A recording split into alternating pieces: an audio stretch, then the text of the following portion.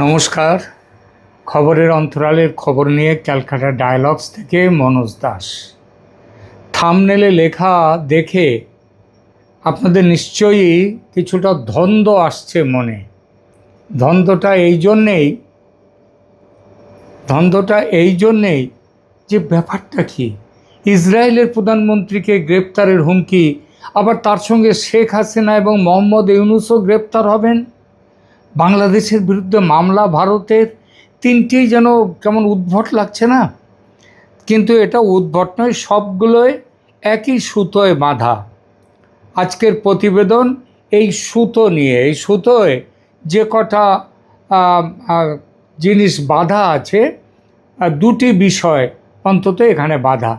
প্রথম ঘটনা, দুটো আলাদা দেশের আলাদা মানুষ নিয়ে আলোচনা, এবং দ্বিতীয় ঘটনা, ভারত নাকি বাংলাদেশের বিরুদ্ধে হেগ শহরের, নেদারল্যান্ডসের হেগ, সেই শহরের আন্তর্জাতিক বিচারালয় বা ইন্টারন্যাশনাল কোর্ট অফ জাস্টিসে মামলা করতে যাচ্ছে বাংলাদেশের বিরুদ্ধে। সামাজিক মাধ্যমে ঘুরে বেড়ানো এমন একটা উদ্ভট খবর থাকবে শেষে। প্রথম ঘটনায় আগে আসি। আগেই বলেছি, প্রথম ঘটনাটির কেন্দ্রে দুটি আলাদা দেশের আলাদা মানুষ আছেন। আলাদা দেশ, আলাদা মানুষ, কিন্তু বিষয়ের মধ্যে আছে অদ্ভুত মিল। আলোচনার একদিকে আছেন ইসরায়েলের প্রধানমন্ত্রী বেঞ্জামিন নেতানিয়াহু এবং তার প্রতিরক্ষা মন্ত্রী ইয়োভ গ্যালান্ট, আর অন্যদিকে আছেন বাংলাদেশের সাবেক প্রধানমন্ত্রী শেখ হাসিনা এবং তার সহযোগী সাবেক পররাষ্ট্রমন্ত্রী আসাদুজ্জামান খান কামাল। এদের সঙ্গে আর যে নামটি আছে, শুনলে চমকে যাবেন, তার নামটাও থাম্বনেলে রেখেছি। তিনি ডক্টর মোহাম্মদ ইউনূস। শেখ হাসিনা এবং আসাদুজ্জামান খান কামালের সঙ্গে এক সারিতে কেন তার নাম? কারণ অভিযোগ তাদের একই রকমের, বলছি পরে। নেতানিয়াহুকে নিয়ে একটি খবর হয়তো আপনাদের অনেকের চোখে পড়েছে। খবরটি হলো, হাঙ্গেরির নবনির্বাচিত প্রধানমন্ত্রী পিটার ম্যাগিয়ার, তিনি দুদিন আগে বলেছেন ইসরায়েলের প্রধানমন্ত্রী বেঞ্জামিন নেতানিয়াহু হাঙ্গেরির মাটিতে পা রাখলেই তাকে গ্রেপ্তার করা হবে এবং তুলে দেয়া হবে ইন্টারন্যাশনাল ক্রিমিনাল কোর্টের হেফাজতে, আইসিসি। কেন এই কথা বললেন? কারণ আইসিসি বা ইন্টারন্যাশনাল ক্রিমিনাল কোর্ট হলো বিশ্বের প্রথম স্থায়ী আন্তর্জাতিক ফৌজদারি আদালত, যা যুদ্ধ অপরাধ, গণহত্যা, মানবতা বিরোধী অপরাধ ইত্যাদির নিষ্পত্তি করে। নেদারল্যান্ডসের হেগ শহরে এর হেডকোয়ার্টার।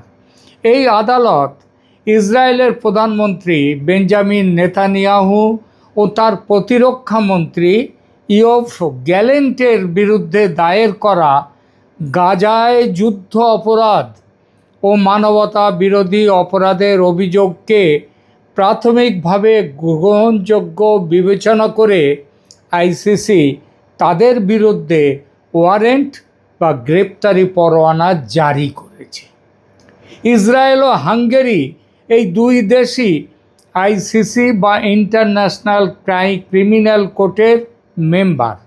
তাই আইন অনুযায়ী হাঙ্গেরিতে পা রাখলেই নেতানিয়াহু ও তার প্রতিরক্ষা মন্ত্রীকে গ্রেপ্তার করতে নিয়ম অনুযায়ী বাধ্য হাঙ্গেরি। প্রসঙ্গত, আগের প্রধানমন্ত্রী হাঙ্গেরির, যিনি সদ্য নির্বাচনে পরাজিত হয়েছেন, তার আমন্ত্রণে নেতানিয়াহুর সামনের মে-জুন মাসে হাঙ্গেরিতে যাওয়ার কথা আছে। কিন্তু নতুন প্রধানমন্ত্রীর এই হুঁশিয়ারির পর যেতে পারবেন কিনা সন্দেহ। যদি যান, তাহলে তাকে গ্রেপ্তার করার সাহস হাঙ্গেরি দেখাতে পারবে কিনা সেটাও দেখা যাবে। এটা তো গেল নেতানিয়াহু ও তার প্রতিরক্ষার ব্যাপার, মন্ত্রীর ব্যাপার। কিন্তু এই ঘটনার সঙ্গে শেখ হাসিনা ও তার স্বরাষ্ট্রমন্ত্রীর সম্পর্ক কোথায়? ডক্টর মোহাম্মদ ইউনূসেরই বা ওদের সঙ্গে একসাথে দাঁড়িয়ে থাকার সম্পর্কটা বা কী? বলছি সেই সম্পর্কের কথা। দেখুন, আইসিসি ও আইসিজে, আইসিসি মানে ইন্টারন্যাশনাল ক্রিমিনাল কোর্ট, আর আইসিজে মানে ইন্টারন্যাশনাল কোর্ট অফ জাস্টিস, এই দুটোই জাতিসংঘের শাখা সংস্থা।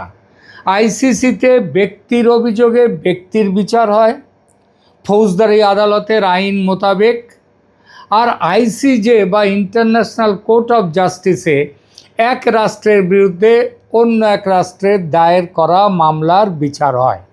অর্থাৎ আইসিসিতে আমি আপনি যে কেউ মামলা করতে পারি আমাদের কারোর বিরুদ্ধে, আবার ইন্টারন্যাশনাল কোর্ট অফ জাস্টিসে কিন্তু একটা দেশ, তারা মামলা করতে পারে। এই প্রসঙ্গে উঠে এসেছে ভারত নাকি বাংলাদেশের বিরুদ্ধে মামলা করছে, সেই প্রসঙ্গে পরে যাচ্ছে। নেতানিয়াহু ও তার মন্ত্রীর বিরুদ্ধে মামলা হয়েছিল গাজায় যুদ্ধ অপরাধ ও মানবতা বিরোধী অপরাধের জন্য, সঙ্গে ছিল গাজায় গণহত্যার অভিযোগ।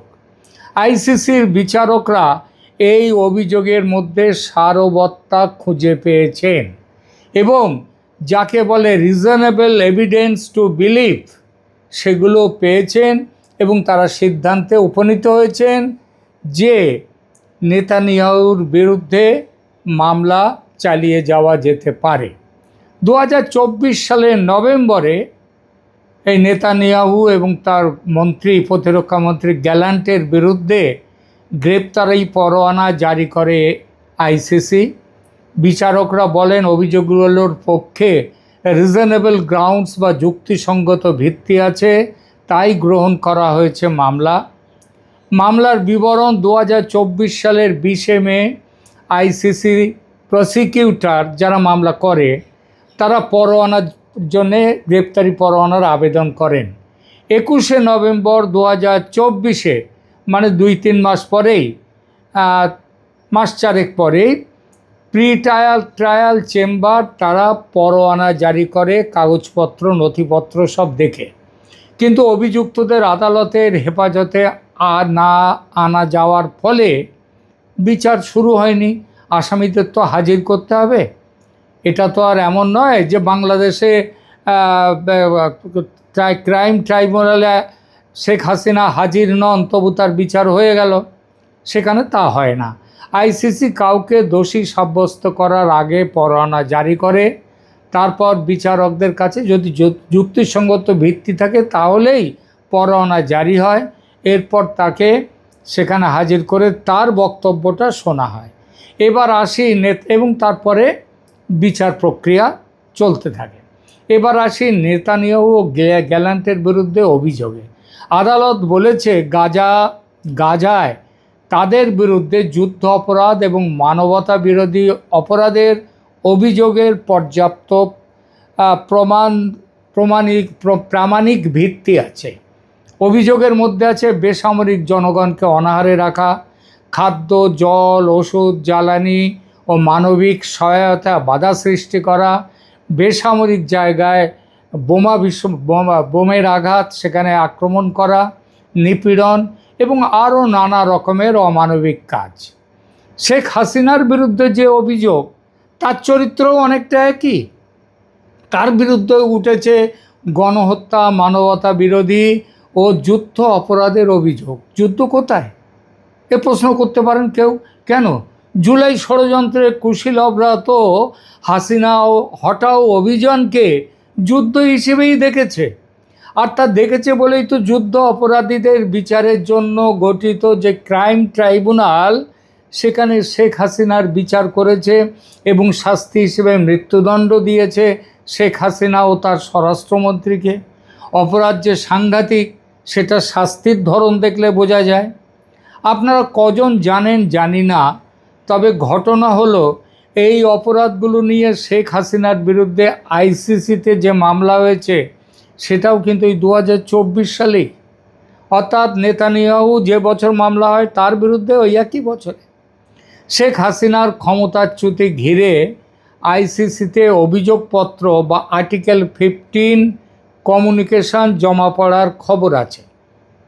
কারা করেছিল এই মামলা?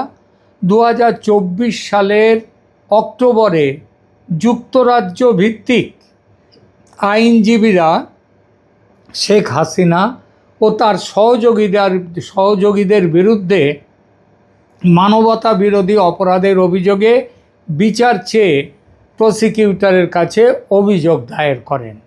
নেতানিয়াহুর বিরুদ্ধে অভিযোগ দায়ের হওয়ার কিছুদিন পরে সেই মামলায় নেতানিয়াহুর বিরুদ্ধে গ্রেপ্তারি পরোয়ানা জারি হলো। অথচ হাসিনার বেলায় আইসিসি কোনো উচ্চবাচ্য করছে না কেন? কেউ কেউ বলতে পারেন ভারত হাসিনাকে রক্ষা করছে, যেমনভাবে তার জীবন বাঁচিয়েছে তেমনভাবে তাকে মামলার হাত থেকে বাঁচাচ্ছে। একদম ভুল কথা স্যার। ভারত ওই আদালতের সদস্যই নয়, বাংলাদেশ সদস্য। 2010 সালে সই করে শেখ হাসিনা ওই আদালতের সদস্য হয়েছে। ভারত সদস্য হলো আইসিজে বা ইন্টারন্যাশনাল কোর্ট অফ জাস্টিসের, যারা এইসব ক্রিমিনাল অপরাধ ব্যক্তির বিরুদ্ধে এসবগুলো দেখে না। তাহলে কি কথা নিশ্চিত করে বলা যায় একটাই কথা, যে শেখ হাসিনার বিরুদ্ধে নিয়ে আসা অভিযোগগুলো মন গড়া, তাদের কোনো প্রামাণিক ভিত্তি নেই। শেখ হাসিনার ষড়যন্ত্রের শিকার হয়েছেন, তাই তার বিরুদ্ধে এইসব মামলা করা হয়েছে, মিথ্যা মামলা।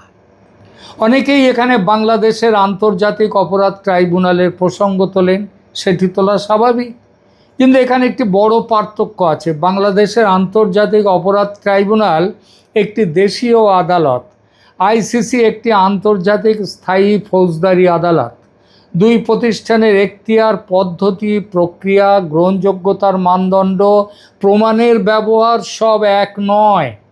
কিন্তু তবে কিছু সত্যি তো থাকে দেশভেদে, অর্থাৎ সাদা যা তা এখানেও যেমন সাদা, অন্য দেশেও তাই সাদা, তার রং পাল্টে যায় না। কাল ভেদে সেগুলো একই থাকে, কখনো পাল্টায় না। সমস্ত দেশের মানুষই মনে করে সূর্য পূর্ব দিকে তাকে দেখা যায় উঠতে, কিন্তু সূর্য কখনো অস্ত যায় না, সূর্য সবসময় থাকে, আমরা তাকে দেখতে পারি না। এগুলো একটা সত্য। এই সত্য সব দেশ ভেদ কালভেদ একই থাকে, পাল্টায় না। তাহলে কেন মামলা করা হয়েছে আইসিসির বিরুদ্ধে? মামলা শেখ হাসিনাকে তোলা, তাকে কোনো রকম পরোয়ানা তার বিরুদ্ধে জারি হয়নি। তার একটাই কারণ, ওই যে অভিযোগগুলো করা হয়েছে তার কোনো গ্রহণযোগ্যতা নেই, মিথ্যে, ওগুলো ম্যানুফ্যাকচার্ড। তাই শেখ হাসিনাকে ইন্টারন্যাশনাল ক্রিমিনাল কোর্টের পরোয়ানার মুখোমুখি হতে হচ্ছে না এবং হবেও না, জেনে রেখে দিন। তাহলে একটাই কথা, যে বাংলাদেশের যে ক্রাইম ট্রাইব্যুনাল, তার বিচার অবৈধ, তার বিচার ষড়যন্ত্রমূলক। এবার আসি আইসিজে বা ইন্টারন্যাশনাল কোর্ট অফ জাস্টিস, সেই প্রসঙ্গের আলোচনায়। সামাজিক মাধ্যমে বিশেষ করে দু একজন আমার সধর্মী ইউটিউবার একটা কথা খুব বলছেন কয়েকদিন ধরে, সেটা হলো হাসিনার বিষয়টিকে নিয়ে নাকি আইসিজিতে মামলা করছে ভারত বাংলাদেশের বিরুদ্ধে, আর এই ব্যাপারে নাকি হাসিনার সঙ্গে দেখা করে রাহুল গান্ধী, প্রিয়াঙ্কা গান্ধী, অভিষেক মনু সিংভি এরা নাকি বলেছেন হ্যাঁ এটা করা দরকার। কোত্থেকে যে গল্পের গরুর গাছে ওঠার এক চরম উদাহরণ এই গল্প। এসব আজগুবি কাহিনীর জন্ম কোথায়, কার উর্বর মস্তিষ্কে, কে জানে। এমন গল্প নিয়ে আলোচনা করতে ইচ্ছে হয় না। শুধু মোদ্দা কথাটি বলে রাখি, বাংলাদেশের বিরুদ্ধে ভারত হাসিনার ব্যাপারে কোনো ব্যাপার নিয়েই কোনো আদালতেই যাবে না। যদি বাংলাদেশের বিরুদ্ধে ভারতের বড় কোনো অভিযোগ থাকে, ভারত সেটা নিজেই মিটিয়ে নেবে। সেই নিজেই মিটিয়ে নেওয়াটা কিভাবে, কোন পথে, সেটা ভারত দেখবে। ঠিক আছে? আর হাসিনার ব্যাপার নিয়ে তো কোনো আদালতে যাওয়ার প্রশ্নই ওঠে না। সে ওই হরিশ সালভে, তিনি যদি যদিও তিনি নন ভারতের সলিসিটর জেনারেল, তিনি নন, কিন্তু তার নাম অনেকেই বলছে সলিসিটর জেনারেল হিসেবে তার ছবি দিচ্ছে। এটা তাই নয়, তিনি স্বাধীন আইন ব্যবসায়ী। ভারতের সলিসিটর জেনারেল তিনি নন। ভারতের সলিসিটর জেনারেল তুষার মেহতা তিনি কিন্তু এইসব বিষয়ের কোথাও নেই। সুতরাং একটাই কথা শেষে বলে যাই, সেটা হচ্ছে ভারত বাংলাদেশের বিরুদ্ধে কোনো মামলা করবার কথা চিন্তাই করছে না। যারা গল্পের গরুকে গাছে চড়িয়ে এইসব গল্প বাজারে ছাড়ছেন, তারা কোন উদ্দেশ্যে ছাড়ছেন সেটা তারাই জানেন। আপনারা হয়তো আঁচ করতে পারবেন, আমি কিছু বলবো না। এখানেই রাখছি, ধন্যবাদ।